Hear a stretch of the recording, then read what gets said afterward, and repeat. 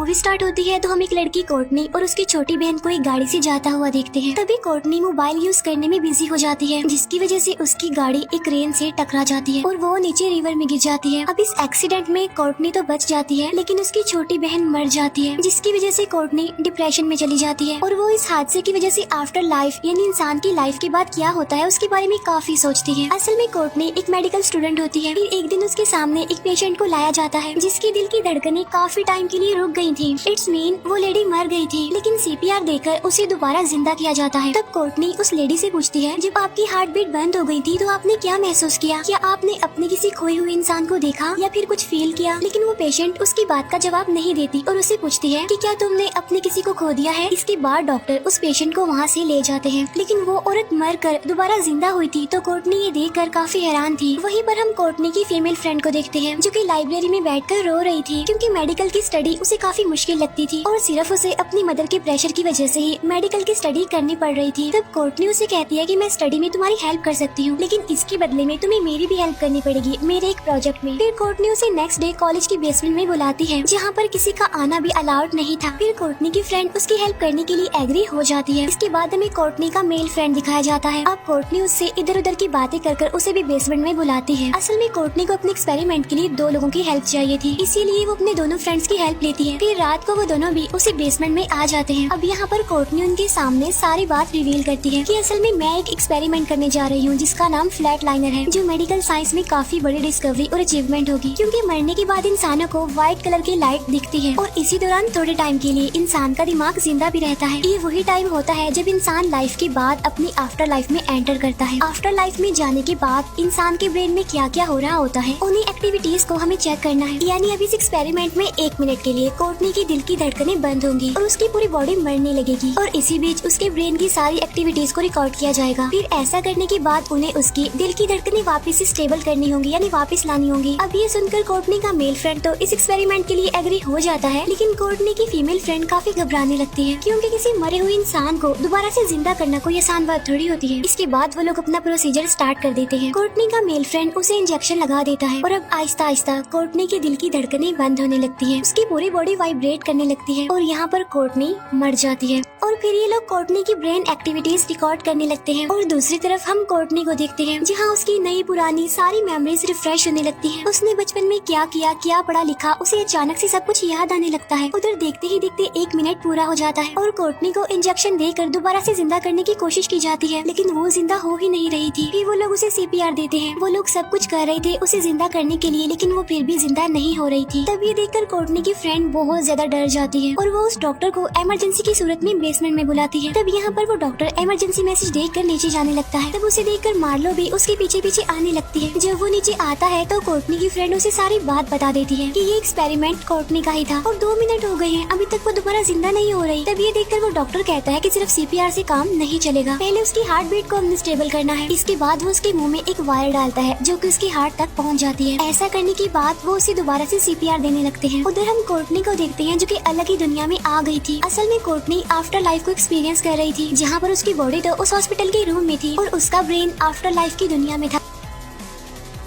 अब जैसे ये लोग उसे सीपीआर दे रहे होते हैं तो उसे ऐसा फील होता है जैसे ये सारा रूम टूट गया है और तभी अचानक से उसे होश आ जाता है, वो दोबारा जिंदा हो जाती है। इसके बाद वो लोग उसे घर ले आते हैं। उसकी दोनों फ्रेंड्स उससे पूछती हैं कि तुम्हें कैसा फील हो रहा है? तो वो कहती है कि ये फीलिंग्स बड़ी अजीब हैं, यानी मेरे ब्रेन में जितनी भी यादें थी वो सारी रिफ्रेश हो गई, ताज़ा हो गई। इसके बाद वो लोग उसकी ब्रेन की एक्टिविटीज देखने लगते हैं। वो देखते हैं कि कोर्टनी की दिल की धड़कनें रुक गई थी और उसका ब्रेन भी ब्लैंक होता जा रहा था और तभी उन्हें कई कई जगह पर इलेक्ट्रिक पल्सेस दिखती हैं और ये इलेक्ट्रिक पल्सेस 2 जगहों पर पाई गई थी। एक ब्रेन के उस हिस्से में पाई गई थी जहाँ से इंसान को प्यार, नफरत, भूख या प्यास का एहसास होता है। दूसरी जगह वो होती है जहाँ इंसान का स्ट्रेस, इमोशंस स्टोर होते हैं। यानी कोर्टनी के लास्ट मोमेंट्स में उसके बहुत सारे इमोशंस रिलीज हो रहे थे। अब इस एक्सपेरिमेंट की वजह से वो न सिर्फ मेंटली बल्कि फिजिकली भी स्ट्रॉन्ग हो गई थी। दौड़ने में तो उसका स्टेमिना काफी बढ़ गया था और पहले ही दिन वो 20 माइल दौड़ कर आई थी। यानी इस एक्सपेरिमेंट की वजह से उसके पैदा होने से लेकर अब तक उसने जो भी किया, लाइक स्टडी और वो बातें जो उसने कही सुनी, सब याद थी। कॉलेज में भी वो टॉपर्स के लेवल पर आ जाती है, यानी ऐसा लग रहा था जैसे उसका ब्रेन रीसेट हो गया हो। वो काफी स्ट्रॉन्ग हो गई थी। अब ये देखकर उसके फ्रेंड्स काफी खुश थे और डॉक्टर के अलावा सब इस एक्सपेरिमेंट को खुद पर आजमाना चाहते थे। वो डॉक्टर उन्हें समझाता है कि ये गलत है, तुम्हें ऐसा कुछ नहीं करना चाहिए। लेकिन फिर एक एक करके वो तीनों इस एक्सपेरिमेंट को अपने ऊपर आजमाने लगते हैं। अब इस एक्सपेरिमेंट को फ्लैट लाइनर इसीलिए कहा जाता है क्योंकि इसमें इंसान की हार्ट बीट बिल्कुल रुक जाती है, बिल्कुल फ्लैट लाइन की तरह, यानी जब मशीन पर एक स्ट्रेट लाइन चलने लगती है। जब कोर्टनी की मेल फ्रेंड पर इस एक्सपेरिमेंट को किया जाता है तो उसे अपनी वाइफ याद आती है। असल में उस टाइम उसकी वाइफ प्रेग्नेंट थी और उसने अपनी वाइफ को उसी हालत में अकेला छोड़ दिया, उसका साथ देने की बजाय। अब यही गिल्ट उसे याद आ रहा था। फिर हम कोर्टनी की फीमेल फ्रेंड के एक्सपेरिमेंट को देखते हैं, जहाँ पर उसके स्कूल में एक टॉपर लड़की थी जिससे वो काफी जेलस होती थी और इसकी वजह से कोर्टनी की फ्रेंड ने उसकी प्राइवेट पिक्चर्स हर जगह वायरल कर दी, जिसकी वजह से उस टॉपर लड़की की काफी बदनामी हुई और इसीलिए वो उस स्कूल को छोड़कर चली गई। इसके बाद मार्लो का एक्सपेरिमेंट दिखाया जाता है, जहाँ पर वो अपने फ्रेंड को दिखती है जो कि उसका पेशेंट था और एक दिन मार्लो ने जानबूझकर उसे मेडिसिन का ओवरडोज दे दिया, जिसकी वजह से उसका फ्रेंड मर गया। यानी एक तरह से इस एक्सपेरिमेंट की वजह से उनका ब्रेन तो रिफ्रेश हो गया था, सारी यादें ताजा हो गई थी, स्टडी में टॉपर्स की लाइन में आ रहे थे, तो दूसरी तरफ उन्हें वो बातें भी याद आ रही थी जिन्हें वो लोग बुलाने की कोशिश कर रहे थे। अब कोर्टनी की फीमेल फ्रेंड का एक्सपेरिमेंट आखिरी होता है, इसीलिए वो लोग सिक्योरिटी से बचने के लिए वहाँ से भाग जाते हैं और वो एक पार्टी में चले जाते हैं। अब पार्टी के बाद कोर्टनी की दोनों फ्रेंड्स एक साथ ही वहाँ से चले जाते हैं। दूसरी तरफ मार्लो और वो डॉक्टर भी पार्टी को छोड़कर चले गए थे और अब पार्टी में अकेली कोर्टनी होती है। और जब कोर्टनी अपने घर के लिए जा रही होती है तो उसे अपनी बहन का एक ग्लिम्स वहाँ पर दिखता है, इसीलिए वो डरते हुए उसका पीछा करने लगती है। कोर्टनी की छोटी बहन एक गाड़ी में जाकर बैठ जाती है। जब कोर्टनी गाड़ी के अंदर दिखती है तो उसकी बहन की डेड बॉडी पानी में तैर रही होती है। तब ये देखकर कोर्टनी काफी घबरा जाती है और घर के लिए जाने लगती है। इसके बाद हम कोर्टनी की मेल फ्रेंड को देखते हैं जो कि अपने बोट हाउस में होता है, क्योंकि वो यहीं पर रहता था। बोट हाउस में आने के बाद अचानक से उसे किसी बच्चे के रोने की आवाज सुनाई देती है। उसे एक कपड़ा भी हिलता हुआ दिखाई देता है और जब वो उस कपड़े को हटाता है तो वहाँ पर कोई भी नहीं होता। लेकिन तभी उसके पीछे उसकी वाइफ का भूत आ जाता है जो कि उस पर बस अटैक ही करने वाली होती है कि तभी उसके पास कोर्टनी की कॉल आ जाती है। कोर्टनी डरते हुए उसे बताती है कि मैंने अपनी बहन के भूत को देखा। तब इसीलिए उसका फ्रेंड उसके घर जाने के लिए निकल जाता है। इसके बाद कोर्टनी जब अपने घर पहुँचती है तो उसी डाइनिंग रूम में अपनी बहन का भूत दिखता है जो कि काफी डरावने लग रही थी। अब यहाँ से कोर्टनी भागते हुए फायर एस्केप पर आ जाती है, लेकिन तभी उसकी छोटी बहन भी वहाँ पर आ जाती है और वो कोर्टनी को धक्का देकर नीचे फेंक देती है, जिसकी वजह से कोर्टनी वहीं पर मर जाती है। फिर नेक्स्ट डे जब उन चारों को उसकी मौत का पता चलता है तो उन्हें काफी बड़ा सदमा लगता है। इसके बाद एक एक करके उन सबके साथ भी अजीब होने लगता है। कोर्टनी का मेल फ्रेंड जब अपने बोट हाउस में था तब उसे एक बार फिर से बच्चे के रोने की आवाज सुनाई देती है और तभी उसकी वाइफ का भूत उसे दिखाई देने लगता है। उससे बचते हुए वो भाग ही रहा था कि तभी वो भूत उसे पानी में गिरा देती है और एक नाइफ से उसे स्टैब करने लगती है। दूसरी तरफ मार्लो जब मॉर्ग में होती है तो उसे अपने पास की सारी डेड बॉडीज जिंदा होते हुए दिखाई देती है और तभी वहाँ पर उसके फ्रेंड की डेड बॉडी उसे मारने आती है। फिर हम कोर्टनी की फीमेल फ्रेंड को देखते हैं। जब वो लिफ्ट से जा रही होती है तो अचानक से उसकी लिफ्ट बंद हो जाती है और उस टाइम उस पर कोई अटैक कर रहा होता है और जब एक फ्लोर पर जाकर लिफ्ट रुकती है तो वहाँ पर एक अजीब सी खंडर जैसी जगह थी और जब लिफ्ट का दरवाजा बंद होने लगता है तो उस टॉपर लड़की का भूत उसे दिखाई देता है।